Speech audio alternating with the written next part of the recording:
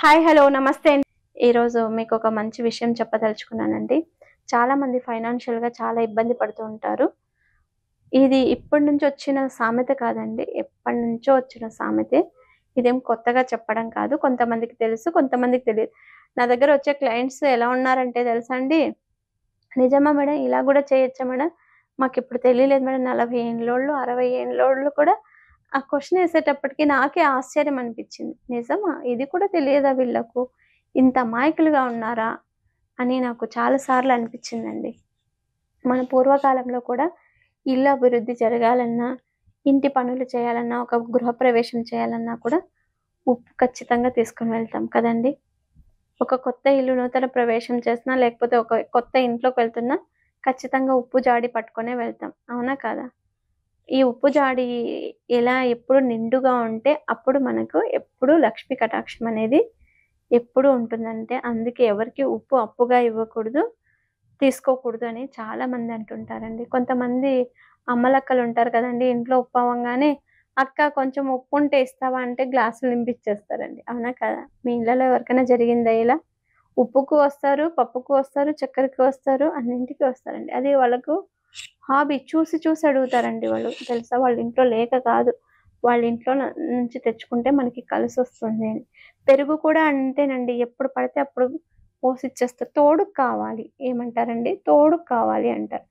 రూ. 10 పెట్టి షాప్‌లో పోయి తెచ్చుకో పెరుగు నేనివ్వననే మనసు మాత్రం మనకి రాదు. ఎందుకో తెలుసా? టైం కాదు, పాడు కాదు. ఆ టైంలో పెరుగు అడుగుతుంటారండి. పెరుగు ఎవరికీ దానంగా ఇవ్వకూడదండి. దానంగా ఇస్తే గనక మీ ఇంట్లో లక్ష్మీ కటాక్షం అనేది ఉండదు. వాళ్ళు వెళ్లి రూ. 10 పెట్టి కొనుక్కొచ్చుకుంటారు. అవునా కదా? అది వాళ్ళ అవసరము. అడిగే టైం ఏదైనా అడిగితే ఇవ్వచ్చండి. సంధ్య వేళ పొద్దున్నే గాని, సాయంత్రం. ఇంకా డోర్ గూడా తీయకనే డోర్ కొడతారు. పెరుగు కావాలి, తోడుకు కావాలంట. మా అమ్మ చెప్పింది అని వస్తారండి పిల్లలు గూడా. లేకపోతే సాయంత్రం సంధ్యా సమయంలో వస్తారు. ఆ టైంలో కాకోకుండా మిగిలిన టైంలో మీరు ఇవ్వచ్చు. తప్పేం లేదు. మార్నింగు ఇవ్వకోకుండా మధ్యాహ్నం టైంలో వస్తే ఇవ్వచ్చు. అలా అడిగే వాళ్ళెవరైనా వస్తే వాళ్ళకి ముందునే చెప్పేయండి. మీరు పొద్దునొచ్చినా ఇవ్వను, సాయంత్రం వచ్చినా ఇవ్వను, మంగళవారం వచ్చినా ఇవ్వను, శుక్రవారం వచ్చినా ఇవ్వను. అవసరం ఎవరికి ఎలాంటిదో తెలీదు గాబట్టి హెల్పింగ్ నేచర్ ఉండాలి. మరీ అంత స్ట్రిక్ట్‌గా ఉండాలని నేనైతే కోరుకోను. కానీ వాళ్ళకి చెప్పండి. అలా కాకోకుండా ఎప్పుడు పడితే అప్పుడు ఉప్పు, పప్పు, చక్కెర ఇలాంటివన్నీ ఇచ్చారనుకోండి మీ ఇంటి నుంచి లక్ష్మీ ప్రాప్తి అనేది తొందరగా వెళ్ళిపోతుంది. ఎవరైనా ఆర్థిక ఇబ్బందులతో బాగా బాధపడుతున్నాం మేడం మేము.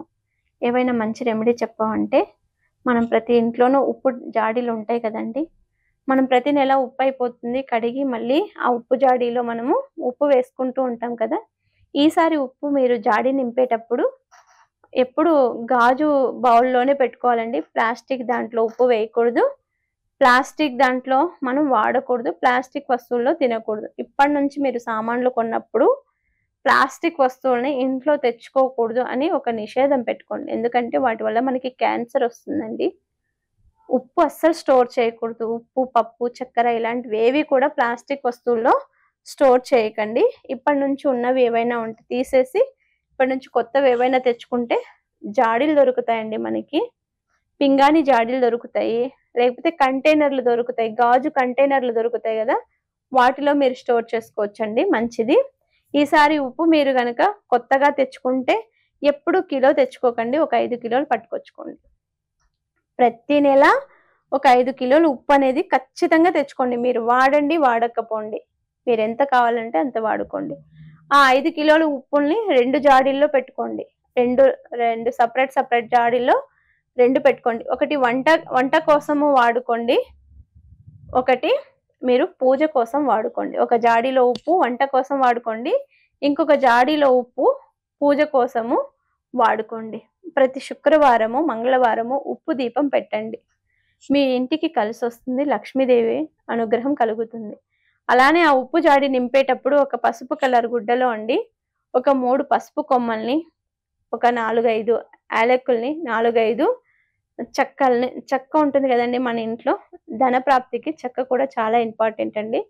దాల్చిన చెక్క అంటాం గదా! దాల్చిన చెక్కని, 4, 5 లవంగాల్ని, ఒక రూ. 2 కాయిన్‌ని, పసుపు, కుంకుమ, 5 బిళ్ళ ఒక్కలుంటాయి గదండీ!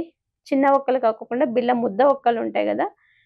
ధనుర్మాసంలో లక్ష్మీదేవి ఒక్కల్లో నివాసం ఉంటుందంటండి. ఒక్కొక్క మాసంలో ఒక్కొక్క వస్తువులో అమ్మవారు నిలువై ఉంటుంది, కొలువై ఉంటుందంటండి. కార్తీక మాసంలో అయితే తైలంలో ఉంటుందంటండి అమ్మవారు. తైలంలో. అందుకే తైలదానం కూడా ఎవ్వరికీ చేయకూడదు. తైలం కూడా ఎప్పుడు పడితే అప్పుడు కొనకూడదు అని అంటుంటారు కదా! లక్ష్మీదేవి తైలంలో ఒక్కొక్క మాసంలో ఒక్కొక్క వస్తువులో అమ్మవారు ఉంటారు కాబట్టి, ఆ 5 ఒక్కల్ని కూడా అందులో వేసి మూట కట్టేయండి. ఫస్ట్ ఈ మూటని మంచి సంకల్పం చెప్పుకొని ఎప్పుడూ డబ్బుకు లోటు లేకోకుండా ఎప్పుడూ చేతిలో డబ్బుండేలాగా చేయమని చెప్పి మనస్ఫూర్తిగా అనుకోండి. ఆ మూటని ఫస్ట్ జాడీలో వేసి ఆ తర్వాత ఉప్పు నింపండి. మీకు జీతం వస్తుంది నెల నెల కదా! ఎప్పుడో ఒకసారి. లేకపోతే వ్యాపారం చేస్తారు కదా! వ్యాపారం నుంచి డబ్బులొస్తాయి కదా! లేకపోతే మీరు ఏదో ఒక బిజినెస్ చేసినా, లేకపోతే ఏదో ఒక జీతం మీద పని చేసినా, లేకపోతే మీకు ఇంకో వేరే ఇన్‌కమ్ వచ్చినా, ఏవైనా వడ్డీకిచ్చినా ఏవో వస్తుంటాయి గదా! మీకు డబ్బులొస్తున్నాయి. ఇంటి బాడుగలు ఏవో వస్తున్నాయి.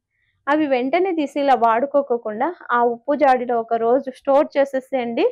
తీసి బీరువాలో పెట్టి మళ్ళీ దాని నుంచి మీ అవసరాలకి వాడుకోవటానికి ప్రయత్నం చేస్తే అండి, మనతో పాటు లక్ష్మీదేవి ఉంటుంది. మనకు అనవసరమైనటువంటి ఖర్చులనేటివి ఏర్పడవండి. ఈ రెమెడీ చూసి పాటించండి. ఒక 6 నెలలు మీరు పాటించండి. మీకే తెలుస్తుంది మీ అభివృద్ధి ఏంటి? ఎలా ఉంటుంది? ఏమి అనేది.